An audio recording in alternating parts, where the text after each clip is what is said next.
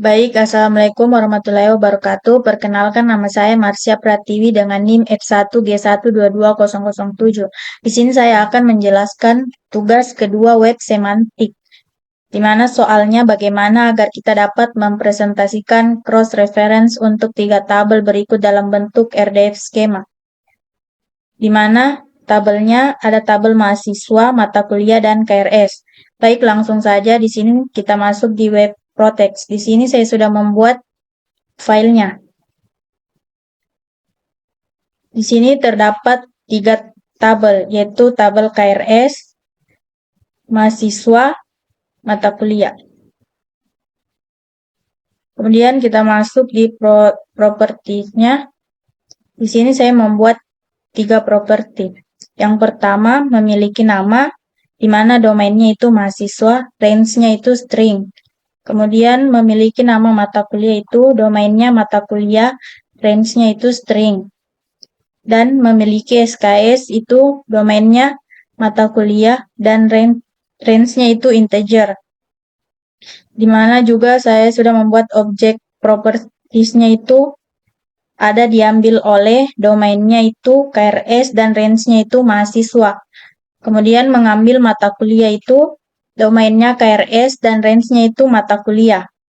Nah, itu saja bagian dari propertiesnya. Kemudian kita masuk di individualnya. Di sini sudah ada KRS1, KRS2, KRS3, mahasiswa 1, mahasiswa 2, mahasiswa 3, matkul 1, matkul 2, dan matkul 3. Di sini kita masuk di mahasiswa 1.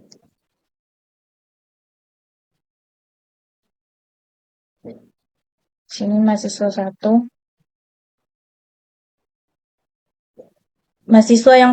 Mahasiswa saat itu memiliki nama harmonisasi seperti di soalnya. Ini harmonisasi. Kemudian mahasiswa 2 itu memiliki nama wanginisasi. Sini. Kemudian mahasiswa 3 itu baunisasi. Kemudian kita masuk di matkulnya, di mana mata kuliah jurus terbang mengambil 3 SKS. Memiliki nama jurus terbang dan mengambil 3 SKS. Kemudian mata kuliah jurus mabuk memiliki 3 SKS juga, seperti di soalnya. Dan mata kuliah ketiga, sapu terbang, memiliki 3 SKS. Kemudian kita masuk di KRS. Di sini diambil oleh mahasiswa 1 dan mengambil mata kuliah 2. Sama seperti di soal. KRS 2 diambil oleh mahasiswa 1, kemudian mengambil mata kuliah matkul 3. Sama kayak di soal.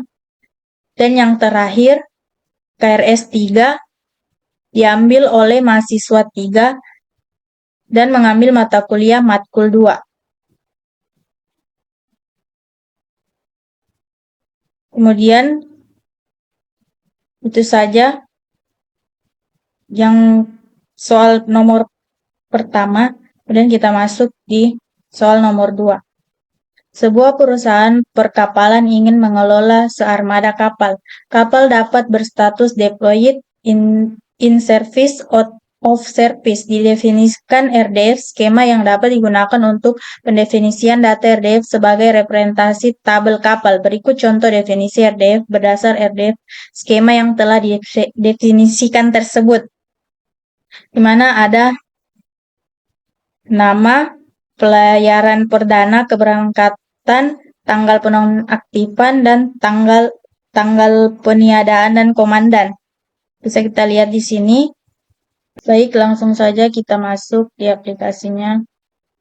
Kemudian kita masuk di bagian kelasnya. Di sini saya sudah buat departing ship, deployed ship, in service ship, dan out of service ship.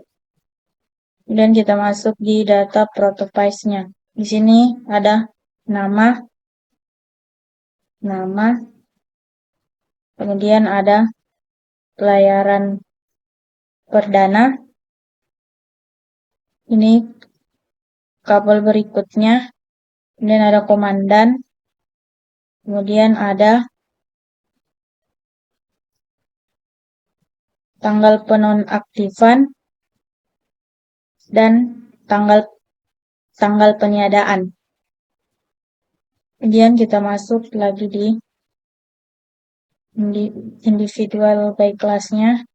Sini ada deployed ship. Bagaimana kita dapat secara otomatis mengirimkan setiap kabel ke dalam sekelas tertentu. Yang pertama, jika kabel memiliki pelayanan perdana, maka kabel tersebut ship deploy ship.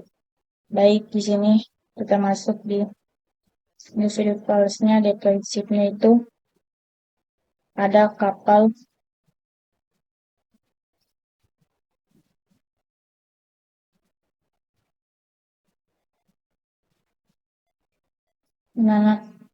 gunanya Berengaria dan Constitution. Kemudian soal yang kedua, jika keberangkatan berikut terisi, maka kabel tersebut ship insert ship, di mana kapal yang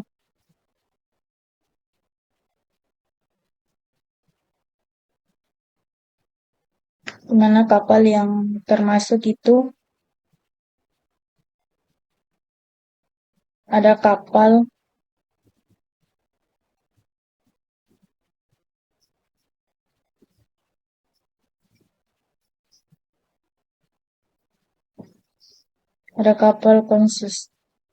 Constitution dan kapal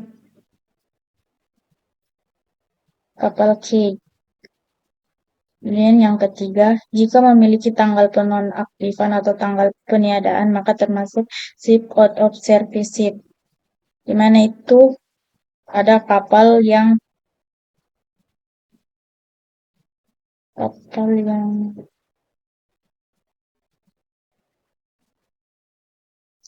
Titanic dan kapal Berengaria.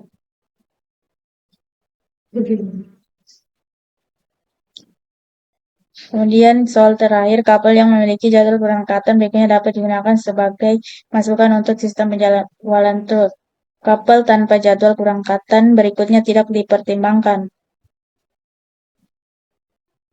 Jadi, yang soal terakhir itu jawabannya departing ship.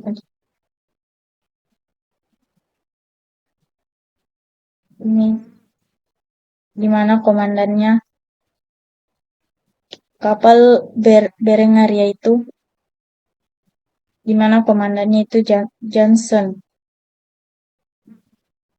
Kemudian Constitution itu komandannya Preble, komandannya Warwick, dan Titanic komandannya Smith. Kapal yang tidak termasuk departing ship yaitu kapal Constitution. Baik, langsung saja kita masuk di tugas yang ketiga. Soal pertama, fungsi dan manfaat apa yang dapat diambil untuk beberapa perintah Sparkle, yaitu describe, ask, dan construct. Penjelasannya Sparkle describe, yaitu mengembalikan deskripsi RDF dari suatu result atau subjek, umumnya digunakan untuk melihat data terkait result tertentu. Yang kedua, Spark ask, mengembalikan nilai boolean true atau false, apakah suatu pola triple benar ada atau tidak. Yang ketiga, Spark Construct digunakan untuk membangun struktur RDF baru dari data yang ada sesuai dengan pola yang ditentukan. Soal nomor 2. Berikan perintah insert untuk menambahkan satu objek dosen baru, yaitu pembaca sendiri dengan melengkapi data Hop sebagai berikut. Home name, Hop title, Hop age. Hop notes dengan range adalah dosen Budi Santoso. Kemudian kita masuk di perintah Spark insert. Masuk, kemudian insert data dosen, nama, age, dan Hop. Kemudian soal nomor 3. Tuliskan prefix yang lebih lengkap berdasar definisi turtle tersebut. Yang kedua, tuliskan query Sparkle untuk mendapatkan semua Hop person, baik yang punya ataupun tidak, untuk Hop name atau Hop nickname. Yang ketiga, tuliskan query Spark untuk mendapatkan objek Hop person yang punya nickname. Penjelasannya, prefix yang lebih lengkap berdasar definisi turtle. Bisa dilihat seperti ini.